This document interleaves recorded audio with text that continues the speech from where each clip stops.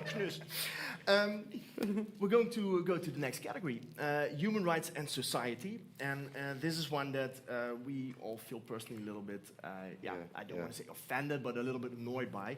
The last few years, there have been a lot of people who want, not a lot of people, a lot of prides that wanted to ban Kinksters from prides. Because they thought we were too much, or because we were not part of the community, or not representative. What are your thoughts on it, though? What are my thoughts on it? I'm glad that we are represented here in Amsterdam. Mr. B usually always has a boat. Not this year, but we'll be back next year. We even have a fetish stage here in Amsterdam, so that's great. But yeah, you hear a lot in some cities in America, but also in the UK and in Germany the last few years. Want to ban fetish attire, puppies, etc., because it's too sexual, and think of the children. Which is funny because most fetish people are more dressed than everybody else at a pride. Like wearing full leather, and that's too sexual. And it's funny because we're just wearing that because we feel comfortable in it. Yes, we have also a sex related to it, but we also wear it, casually or just because we like it. But they sexualize us actually by saying that. So that's Yes. I have another question also about the fetish scene, but more about how you personally experience it from your own perspective. Iris, how is the fetish scene for you as a woman? Do you come across a lot of misogyny, or is that not the case in the scene? Well, one of the reasons that I felt comfortable in the fetish scene was the feeling that I could be completely free. Or, well, be whatever I wanted to be. If I wanted to be a slut, I could be one, but, whatever. I wouldn't be condemned for me being a female. But like I said before, in certain dynamics, there's always a risk that people tend to use traditional, So, and then men start saying, you're the perfect sub, because the perfect female sub is a female, and she's willingly, and she wants to give, and she's soft, and she's go on and on. Yes. And that's something that that's ridiculous. And I don't understand that, especially in this scene where everybody should be more modern and more also aware of this, that it's still used this way. And when you come across a guy like that, what do you say? Well, it never happens anymore. It never does.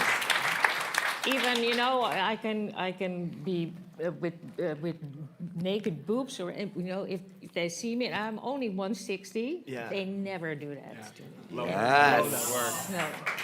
Woo! Yeah. But on the other hand, it's ridiculous because when you're inexperienced and when you're new to the scene and when you're super submissive, you're submissive. It's not because you're a girl or that's. It's the mindset and not your gender. Let's embrace this. All these different sides that we have. And and it's so great if you can discover this in yourself and you can explore this and that you feel the freedom to do so. That's it's such a relief. Can I add something? Of course.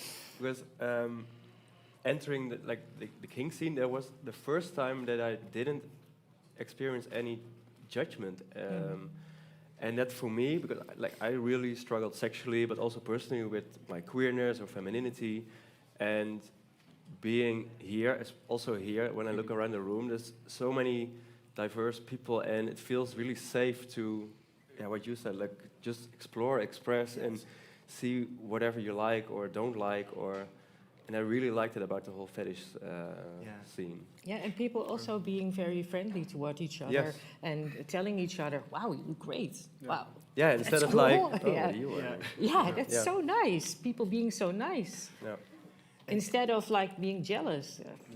I don't get it at all. And Matthijs, you're of course new to the scene. Yeah. What were your preconceptions before you went into the kink scene? Well, I had a lot of prejudice, to be honest. Like also, I think we talked before with another question, but one of my, how do you say, misconceptions is that it was all about like sex and hardcore porn stuff and just sex all over. But yes, it is sex positive, but it's such a loving community. And I really only learned that after I discovered it myself, but not beforehand. So also lingering back to the banning kink from Pride and everything, you shouldn't ban it because then people don't know how lovely this is. Yes. Yeah. Such a wholesome answer, but yes. Yes.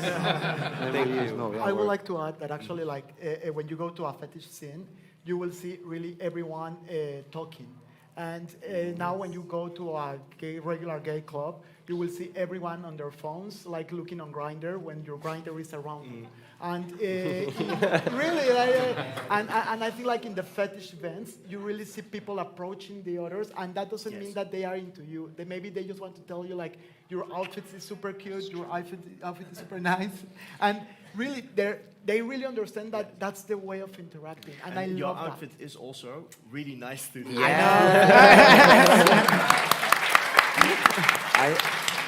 I think, and I've experienced that. Like, even though I've been writing for the, what's interesting is I've been writing for the magazine for 6 years, but actually last year was my first year kind of in the scene. It was my first False, it was my first Darklands, it was my first year actually going to these events and actually feeling like I had a right to be there or something. But I think that whole feeling, the need to kind of be approved to be there, went away right away. Because like you were saying, there's no attitude. That's the thing, right? Like I know that in sometimes I'm a go. Well, sorry, I don't know why I said sorry. I sometimes go dance. I don't know why. Sorry. I sometimes go dance at Funhouse, and then when I'm off the stage, I'll go up to a guy who was 5 minutes ago like, you better work, and then I'll go up to him and be like, hi, and he's like, I'm not interested. I'm like, first of all, I wanted to ask you for a lighter or something. Like, calm down, Mary.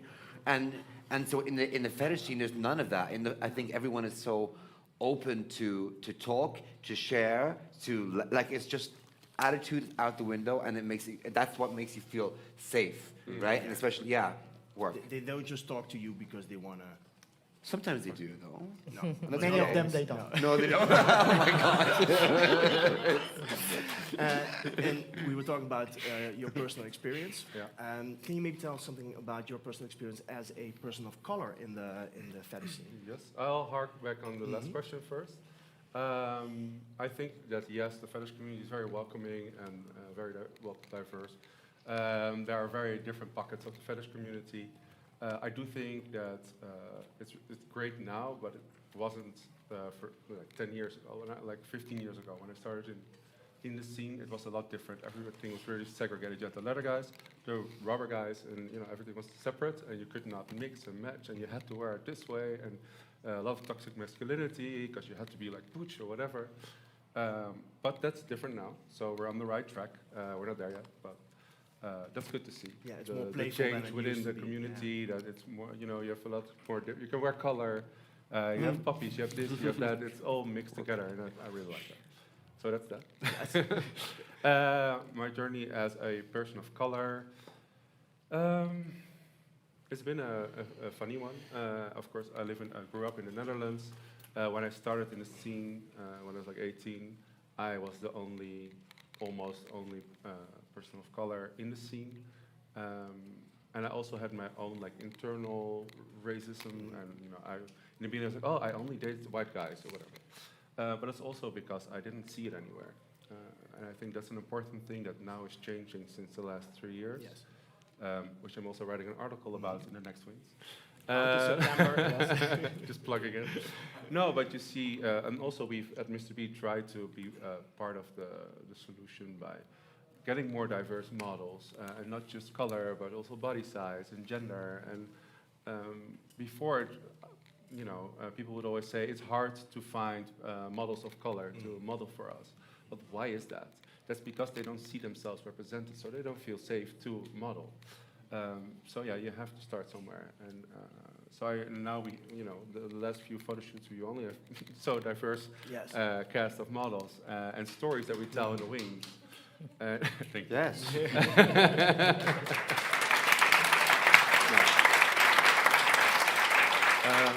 But yeah, for me personally, it has been a bit of a struggle, but at the moment I'm doing really well. Also because these changes are happening and I've accepted more. Yes. I'm celebrating my blackness, my queerness more than back in the day. Yeah.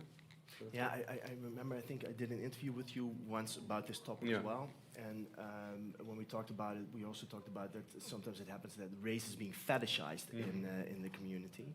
Yeah. A lot. But Yes, a lot even. How do you think you can battle something like that? How can you make sure that that doesn't happen or it happens less? It's very difficult. I think talking about it is important. It has two sides. You have, on the one hand, fetishizing someone because he's black or etc. But there's also a scene that really like race play, which is a difficult one. But then again, it's two consenting adults, so I don't want to mess with their thing. Yeah. If they are doing it, it's fine. But it's difficult. Yeah, I think. I understand. Let's go to a topic that's a little bit more Lighter. uplifting. Let's go to community and events, which is almost the last topic. What are your favorite fetish events and why? And of course, I'm going to ask you first because you throw your own party, so let's plug it. Yes, well, yeah, the Rubber Bunch. It's still a small party, and it has to be extremely big. I think there's always a danger when event gets too big and then it gets too commercial. And now we have this nice group of people from international people, so a lot of people coming from different sides of Europe or whatever.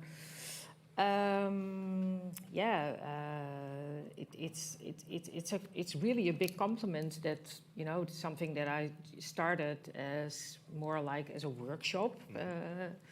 At first, that it evolved and that people make such an effort. When I'm there and I see all these beautiful people inside and out, and all changing and wearing these extremely difficult outfits. Then it's a compliment to me.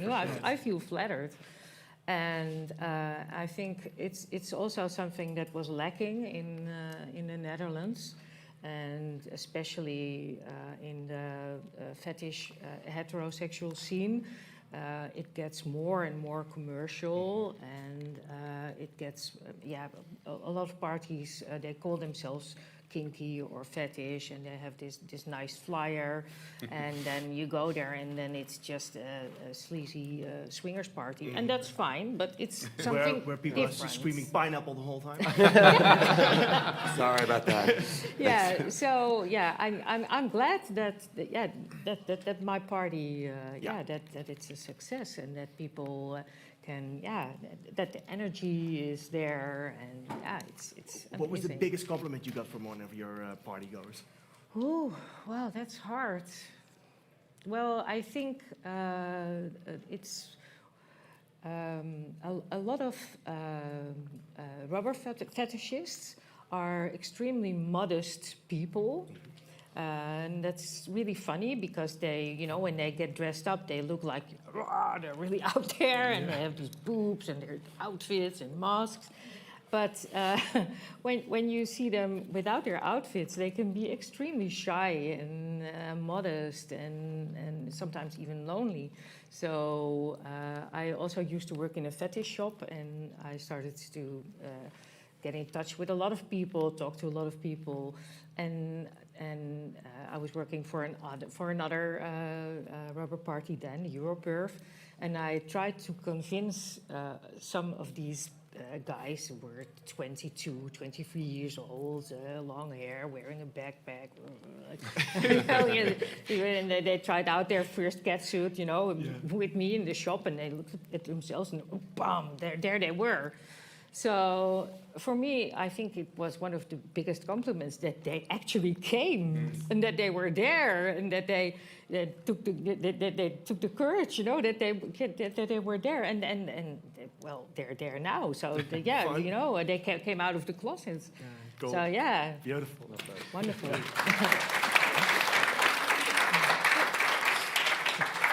So, and Matthijs, what is your favorite fetish event? Well, I haven't been to many, but the last one I went to was Darklands, and I really loved it. All the fetishes combined, and also everybody minding their own business, just doing what they, you know, wanted to do. But I got to experiment a lot, like with with some stuff. Super vague. No, like it was. You can read about it in Last Wings, I guess. Yes, I wrote a party report about it, but I'm always very interested in this like dom sub dynamic. So I was very curious, and somebody put a leash on me, and then I had to follow that person around, and also just on the dance floor, just dancing and talking to people, but also to the play area, which was very. Yes. I love the happy smile. Yeah, because it was very fun. And the eyebrow that went up. Yeah, Beautiful. Yeah, it was very fun to be in that like free space to kind of discover that and just have fun. Exciting. Yeah. Yes. Tony, you also organize parties, right? Yes. Yes. I don't know what my favorite fetish party is because I'm working always. We're going to Folsom of Darklands. I'm always working. I love it though. And yes, we organize parties ourselves as well. We have Damage Party, which is a fetish dance party based in Amsterdam, but we also done it in Frankfurt, Manchester, Antwerp, which has like a post-apocalyptic vibe, a big dark room, and it's a very mixed crowd. Very easygoing. Yeah, and it's also very, how do you say it? We don't have a really strict dress code. There's like a suggested dress code, but if you're new to the scene and you don't have anything, or you just have a harness and a jeans, you're also welcome to come and enjoy. Or just a jockstrap. Or go naked. I mean, whatever you like. So that's really fun. The next one is in 3 weeks in Manchester with Pride. And then we have also playgrounds, which is our more down and dirty, more play party, which we have in, I don't know, 7 cities across Europe. Everywhere where we have a store or a shop for concept store, we have playgrounds as well. And of course, it's Pride weekend, and Mr. B is one of the organizers of Crash on the Beursplein. Yes, Crash is a fetish festival, the fetish stage here at Pride at the Beursplein on Friday and Saturday, where you can see some people perform. So if you want to see it live, come check it out. Yes. And if it rains, we have fun shows, so you'll be fine. Love. Are they latex? I mean, you know, plastic. Still but expensive. This brings me to my last category, arts and entertainment. For all of you, what's the favorite Wings story or interview that you've written and why? Let's start with Omar. I will say the story that I wrote about Mexican wrestlers. There is, my grandfather, he was a Mexican wrestler, and I grew up with this sport in Mexico. Suddenly I found that there is a gay group, a gay team, and I was like 6 years old when I saw them for the first time, and I felt so represented. And also, of course, if you are looking to these men that are so like muscular and they are wearing like this tight these bright sparkly you know, costumes and they these- were wrestling suit and. In this particular group, they are wearing also makeup and wigs, and they are amazing when they are fighting. That's I think that my favorite story until now, because it talks about how I grew up and how I found myself represented, and the importance of representation in every single thing, because we all are capable of doing absolutely everything. Yes. So you can read it in the last issue, the one that you all have in your goodie back. bag. So yeah, that's my favorite story. Jacob? Well, it might come as, I don't know, it's a surprise because I come across as quite ditzy and stupid, especially in this. I know I do this thing, but my favorite, I'm going to say, topic that I write for, I mentioned at the beginning, I write this article for the last few issues called Class in Session. And it's where we kind of, between us, we kind of decide on a topic that we think the queer community in large, or whoever reads our magazine, could do with a little bit more education on. I kind of take on this teacher role. I find it really, first of all, I've heard a lot of great feedback from it. Like, I feel like it's actually doing something, right? Like, of course, people can jerk off to a sex story, but I actually feel like it's kind of hopefully moving a conversation forward. I don't want to, like, big it up. But the one that's coming out in the new issue is about mental health. And I think it's really, I have come almost certainly in the last few months become this advocate for it. I did my thesis on it recently, and now the new issue is about mental health, especially how it sort of affects, how we experience it in the queer community, how we deal with intersectionality, so in terms of getting access to mental health care, also sort of internalized stigma around mental health might prevent you from accessing care or looking for care. We also have right now, it's live on the Wings website, so to accompany the article, which you can read in the upcoming issue, on the Wings website, there is a, by country, I'm going to keep on adding to this hopefully, but right now we've got most of Europe and some countries around the world where you can go on, you can find your country, find the hotline that's going to help you, and just give them a call, and hopefully they'll be able to help you out, because I think it's really important. So Fantastic.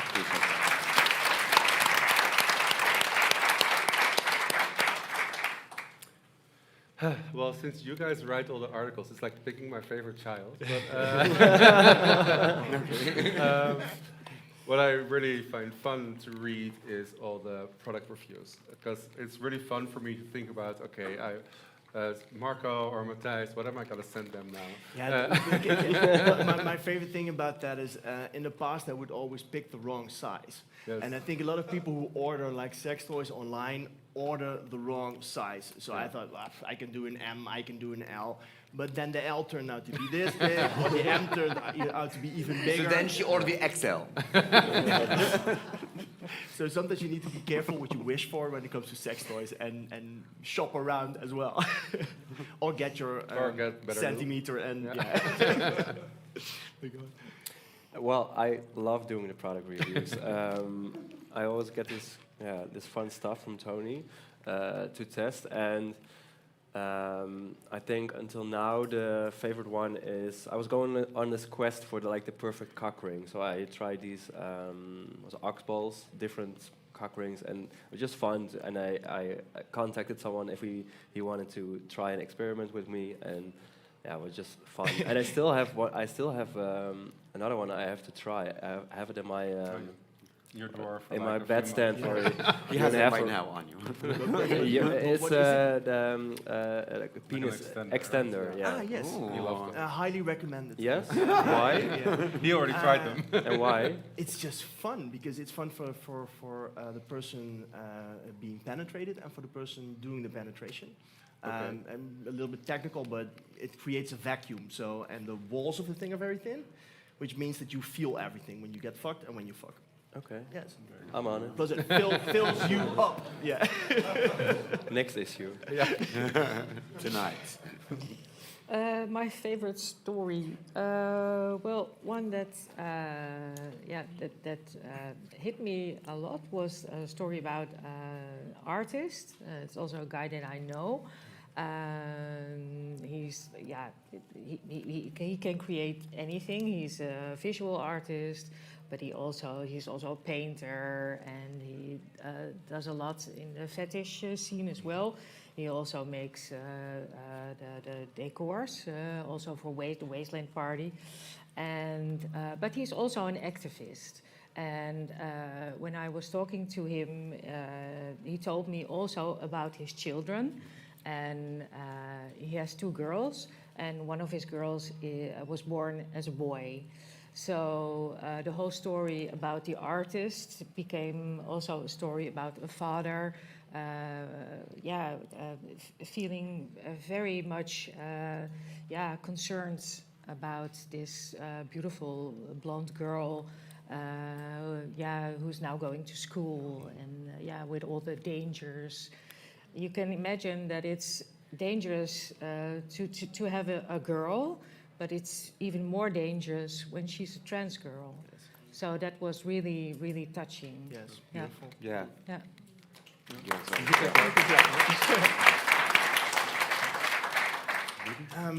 Which brings us to our last question, which is always my last question. Did I forget to ask anything, or is this something you would still like to share with us? Maybe we could say like a recent sex, like a recent. Oh yeah, like a hot hookup. Just to Is there finish, anybody just who to wants to finish share it with their a. hottest kink hookup? You sound like you want to talk Yeah. about it. I do, but I want to hear. floor is I kind yours. of wanted to hear, but no, I also actually did want to hear No, you guys. tell us, tell us. There's no one else. No, it's you. It's you. No, guys. Okay, whatever. I happened to. Yes, I do want to talk about it because I can still feel it almost. It happened a few days ago. I was finishing milkshake. This guy said, "Come over," and when I went, it was like midnight. I was in the Jordan. Sorry. Maybe I shouldn't get too specific. Yeah, I shouldn't get too specific. Sorry.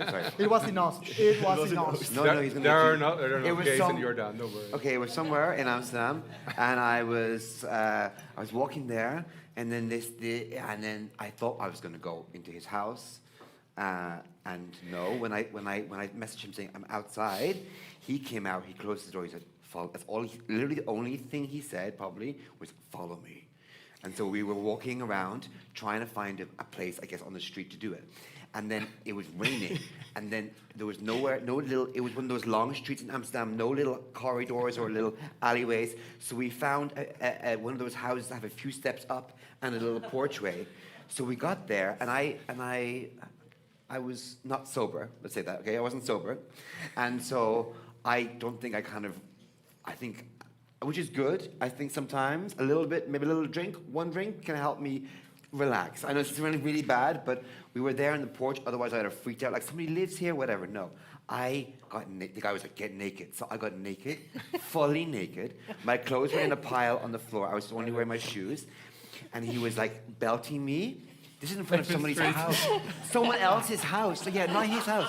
Mary, on the street. He was like belting me, and of course I was like, I'm reacting it. I was like deep throating, all of this stuff.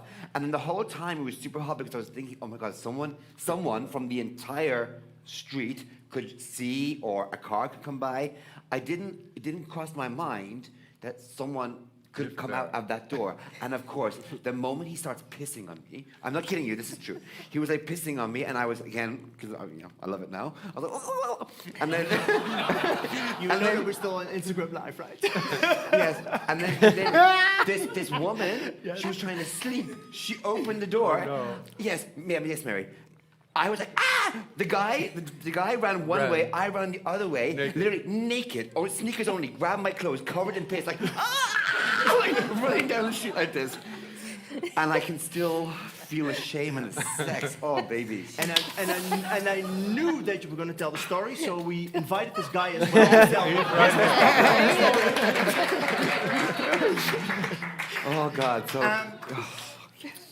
Lovely colleagues. Thank you very much for the beautiful panel. Thank you, Marco. I hope you all enjoyed it. We are going to take a little break, 5-10 minutes. Maybe Oh yeah, does anybody have any questions for our panelists? Yes, go for it. So, I feel like there's some sort of spectrum and relationship between sort of consent and some of the discrimination that you're talking about. And so what do I mean by that? Like, is there a place for spaces where there is presumed consent? And just because someone's older than you, or fatter than you, or a different color than you, you should at least let them have one turn before you say no. Do you understand what I'm talking about? Yeah.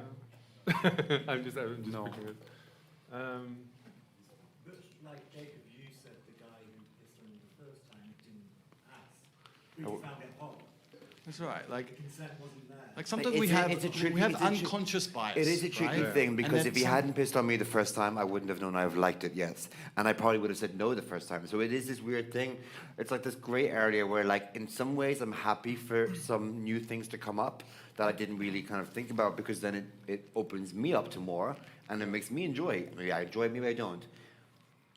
However, I think it's important for, in this situation, for instance, that the dom, and I think for all doms, it's important to read body language. yeah, Because sure, you start pissing if you don't Yeah. like it, and you always can tell if Yes. someone doesn't like it. I think, yeah, that's, And in that scene, and the just thing eye is, contact should I be. wasn't gagged in that moment, so I know that, like, in a weird way, like, if I didn't like it, I could have. I think what was scaring me the first time was I couldn't if I reacted if I wanted to. I couldn't have said something. Couldn't have used a safe word, not even pineapple, because I was gagged. So, It makes it taste better though. what, pineapple? Anyway, Eat pineapple, boys and girls. But yeah, so I think what you said, you can read. I mean, it is read tricky, body language. especially Yeah. at like parties and whatever, because we're all used to like cruising, especially back in the day, but we still do it. And then it's not a very verbal thing because you're Yeah. looking at each other and you're like kind of scoping, you know, are we both okay with it? But I think we should all just be more aware of the people and not only think about this is what I want, so I'm going to try everything to get what I want, Yes. because Even you at should the top. both want it. Yeah, You yes. know, and I think that's a good one. What are your thoughts on this, Iris? Because I know you're also a domina, right? And you.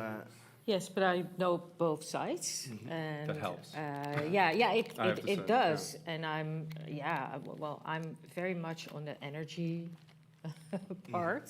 So I always use my hands to feel, and I use my eyes. So eye contact can be important, but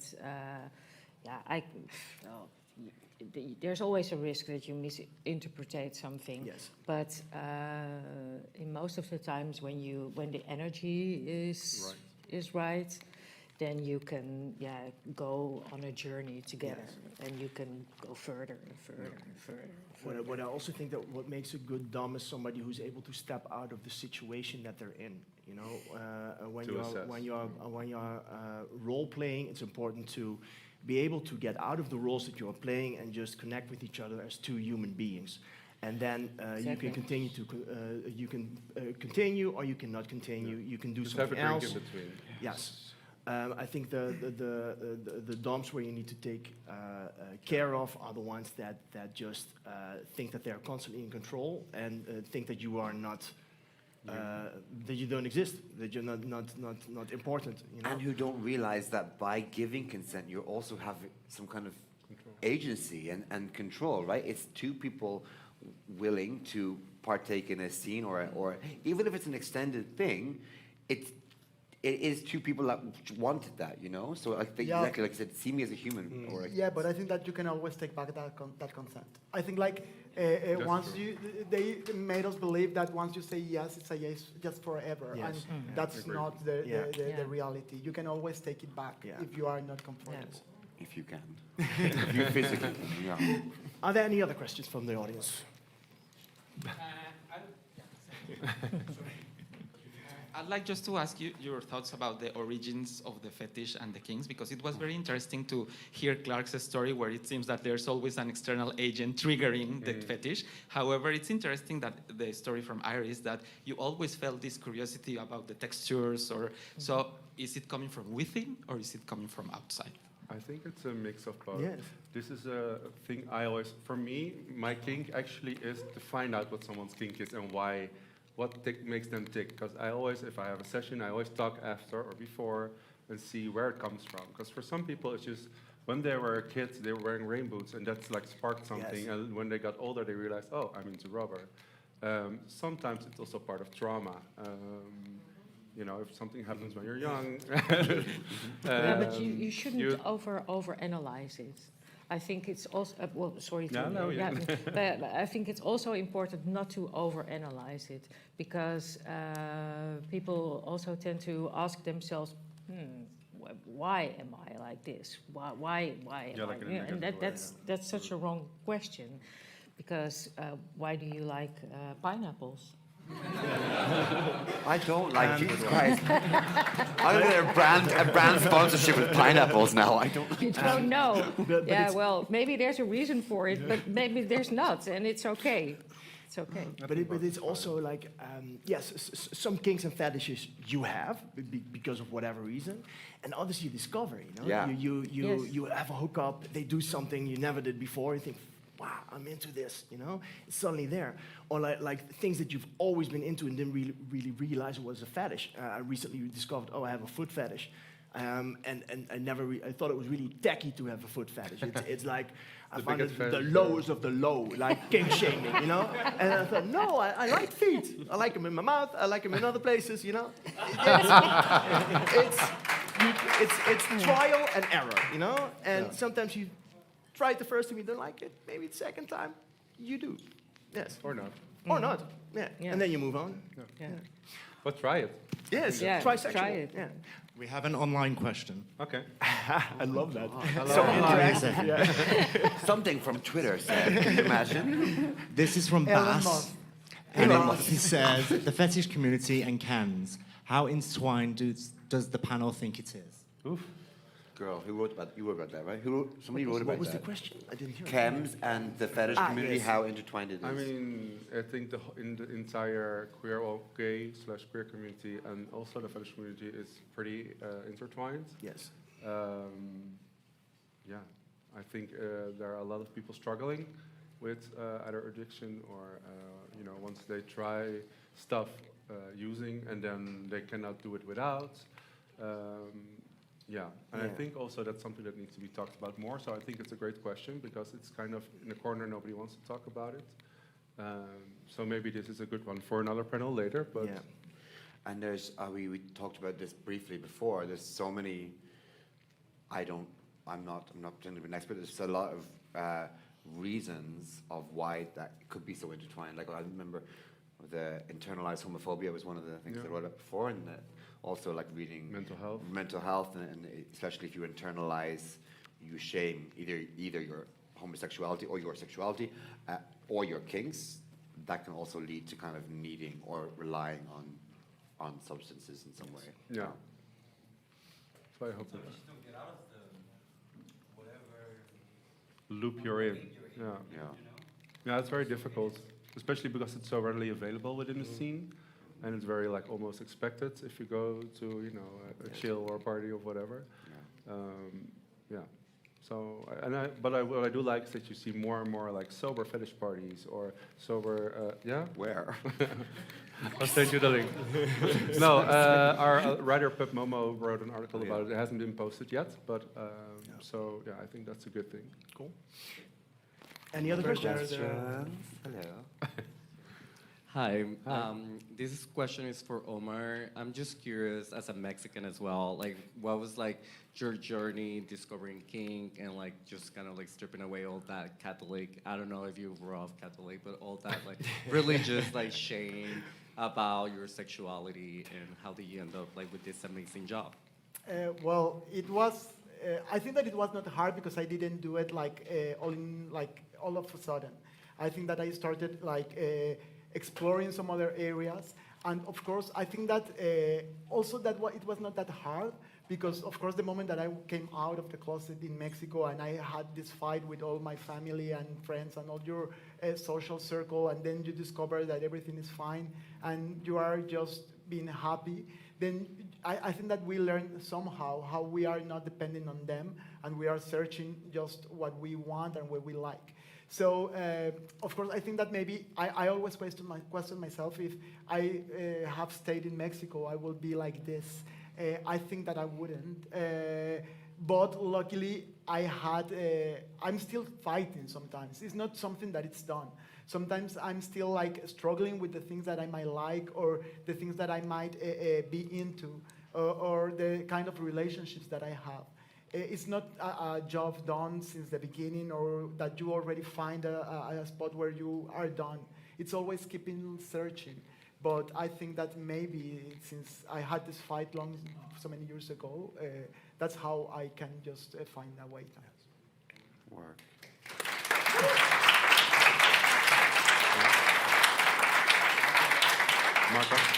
Marco? Yeah. Okay. Thank you very much for your stories and for your openness. We're going to have a short break, 5 to 10 minutes, and then we're going to continue with a performance by Papilicious, who is a shibari rope artist. Shibari is a Japanese art of rope bondage, for those who don't know. and it's going to be exciting. So I hope we're going to see you back. And if you still want to grab a drink, go for it. I'll be in the